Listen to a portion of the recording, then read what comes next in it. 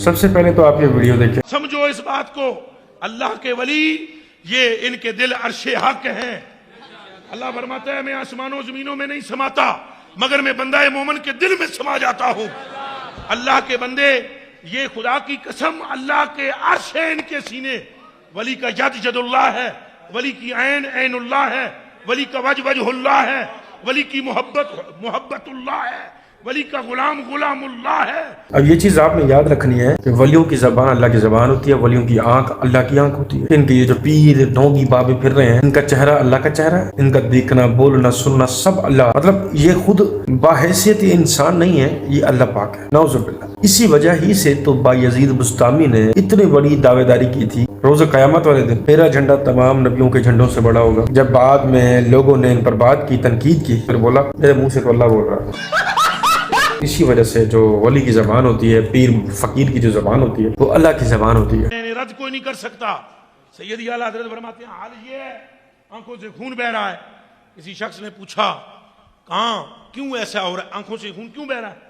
کہنے لگے عرش اعظم سے ہو کر آیا ہوں. بندے نے پوچھا کیا سبب، کیا دیکھا وہاں؟ کہا میں عرش پر گیا تھا اللہ کو ڈھونڈنے. اے صوفیو توجہ کرو، میں عرش پہ گیا تھا اللہ کو ڈھونڈنے. تو جب میں وہاں پہنچا، اعلیٰ حضرت کے لفظ سنو، جب میں وہاں پہنچا تو عرش کو بھوکے بھیڑیے کی طرح منہ کھلا ہوا پایا. جیسے بھیڑیا بھوکا ہوتا ہے، شکار کے لیے منہ کھلا رکھتا ہے کہ کہیں سے آئے تو دبوچ لوں. کہا عرش کو میں نے بھوکے بھیڑیے کی طرح منہ کھلا ہوا پایا. وہ خود خدا کو تلاش کر رہا تھا. جب میں پہنچا تو مجھے کہنے لگا بایزید کدھر آئے ہو؟ میں نے کہا خدا کو ڈھونڈنے. کہا تم کو تو یہ خبر دی ہے اس نے کہ میں عرش پہ ہوں، ہمیں یہ کہتا ہے کہ بایزید کے دل میں رہتا ہوں.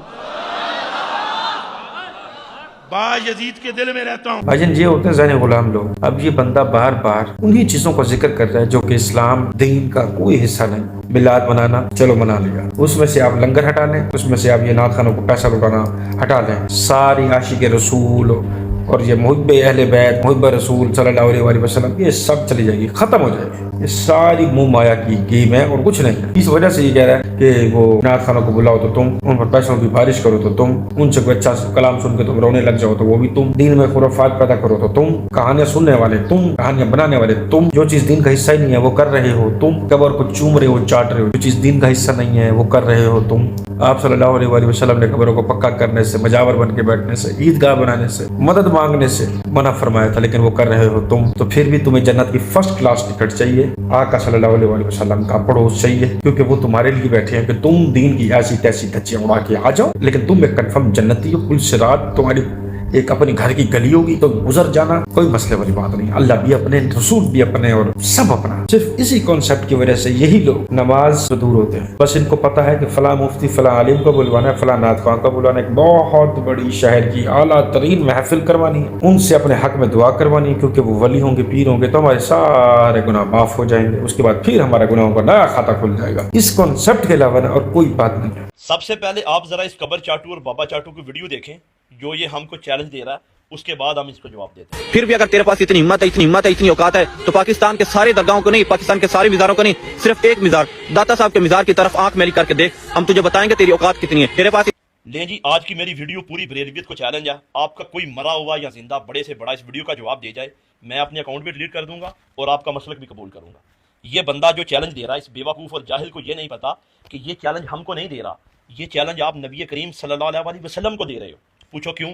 صحیح مسلم حدیث نمبر 2245، نبی کریم صلی اللہ علیہ وسلم نے قبروں کو پکا کرنا، ان کے اوپر چونا لگانا، ان کے اوپر عمارتیں بنانا یا ان کے اوپر مجاور بن کے بیٹھنا، اس کو حرام فعل قرار دیا ہے.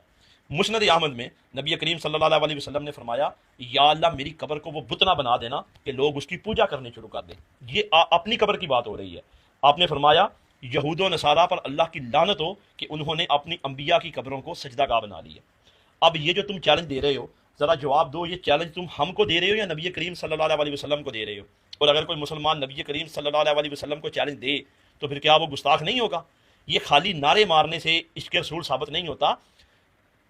دعویٰ یہ ہوتا محبت کا کہ آپ ان کی بات کے اوپر کتنا عمل کرتے ہیں. حقیقت یہ ہے اب میں تم کو چیلنج دے رہا ہوں پوری قرآن و حدیث سے کہ کوئی حدیث، کوئی روایت، کوئی قرآن سے آیت ہمیں یہ دکھا دو جس میں قبروں کو پکا کرنا، مزار بنانا، وہاں جا کے مانگنا، سجدے کرنا اگر حلال قرار دیا گیا ہو نا، تو میں قسم خدا کی معافی مانگوں گا، اکاؤنٹ ڈیلیٹ کر دوں گا، سب کچھ کر دوں گا. لیکن اگر ایسا نہیں نا تو پھر لعنت آپ کے عقیدوں کے اوپر. اصل گستاخ رسول تم لوگ ہو کہ تم لوگ یہ ہم کو چیلنج نہیں کر رہے، تم لوگ نبی کریم صلی اللہ علیہ وسلم کو چیلنج کر رہے ہو. باقی وہاں تم کہہ رہے ہو نا کہ کوئی مزاروں کی طرف آنکھ بھی نہیں اٹھا کے دیکھنے دے گا.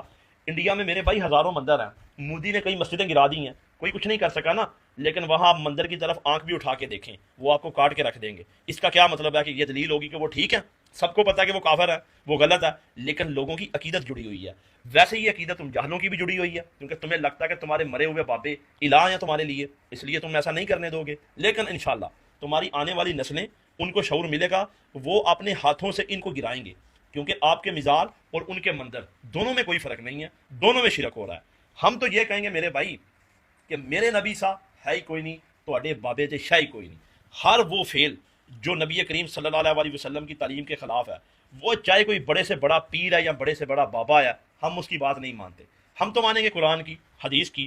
جو کوئی ہمیں قرآن و حدیث سکھائے گا وہ ہمارے لیے ولی ہے، وہ ہمارے لیے ہمارا اولیاء، وہ ہمارا بابا ہے. لیکن جس کی تعلیم قرآن و حدیث کے خلاف ہوگی وہ غدار ہے دین کا، دین کے لبادے اوڑھ کے دین کی تباہی کر رہا ہے.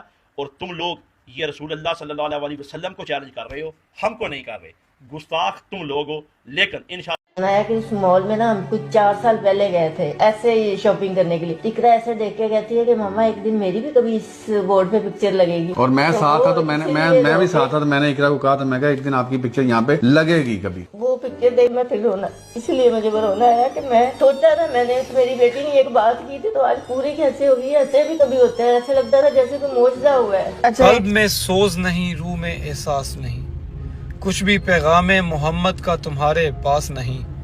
وضع میں ہو تم نثاری تو تمدن میں ہو حنود. یہ ہیں وہ مسلمان جنہیں دیکھ کے شرما جائے یہود. کتنے فخر سے ایک باپ اور ایک ماں اپنی بیٹی کو سامنے بٹھا کے بغیرت بننے پر تمغہ امتیاز دے رہے ہیں. وہ بیٹھ کے بتا رہے ہیں بیٹا تم نے آنے والی نوجوان نسل کا بیڑا غرق کر دیا ہے، تمہاری پوسٹر کے اوپر فوٹوز لگی ہیں. قصور ان ماں باپ کا نہیں، قصور ہماری اس جاہل عوام کا ہے جو لوگ ان کو فالو کرتے ہیں، جن کی وجہ سے ان لوگوں کے حوصلے اتنے بلند ہو جاتے ہیں کہ کبھی ان کے منہ سے نکل جاتا ہے کہ گانے میں خدا بات کر رہا ہے، کبھی ان کے منہ سے یہ نکل جاتا ہے کہ معجزہ ہو رہا ہے. بندہ راک کے چپیر تیرے منہ تے مارے، اتنا کوئی تو بندے کے اندر شعور ہونا چاہیے کہ پہلے معجزہ لفظ جا کے پڑھو یہ کن کے لیے استعمال ہوتا ہے. یہ نبیوں کے لیے، جو دفعہ جا کے پڑھنا معجزہ صرف نبیوں کے لیے ہو سکتا ہے. لیکن کریں کیا جی؟ وہ اسلام کی تعلیمات لینے سے پہلے محترمہ نے یوٹیوب کی تعلیمات لی. ان کو لگتا ہے جی یوٹیوب کے اوپر ناچ کے، جسم دکھا کے، گھر کی عورتیں دکھا کے، امی سوئی ہوئی ہو، ابے کو خسرا بنا کے عوام کے دل جیتے جا سکتے ہیں. اور میرے اندازے سے وہ ٹھیک تھی، کیونکہ اس نے عوام کے دل جیت لیے ہیں. عوام ماشاءاللہ سے بڑے چھوٹے چھوٹے بچے ہمارے فالو کر رہے ہیں. میں دیکھ رہا ہوں کہ چھوٹے چھوٹے بچوں نے ہاتھ میں کیمرہ پکڑے ہوئے ہیں. کوئی بندہ فوتگی کا ولاگ بنا رہا ہے، کوئی بچہ اپنی اماں گھر سوئی ہوئی ہے اس کو دکھا رہا ہے. اور آپ کو نہیں پتا کہ کس قدر آپ کے ذہنوں کے ساتھ یہ ڈیوس لوگ کھیل رہے ہیں، اور اس کے ابے کو کس قدر فخر ہو رہا ہے اس چیز پہ کہ ہاں جی وہ بیٹی نے ولاگ بنا لیا جی، وہ اس کا پوسٹر کے اوپر فوٹو آ گیا، ماں رو رہی ہے. اور بغیرت بننے پہ ہوش کے ناخن لیے جاتے ہیں، رویا نہیں جاتا. اور میں آن کیمرہ کہہ رہا ہوں آپ پورا ٹبر بغیرت ہو.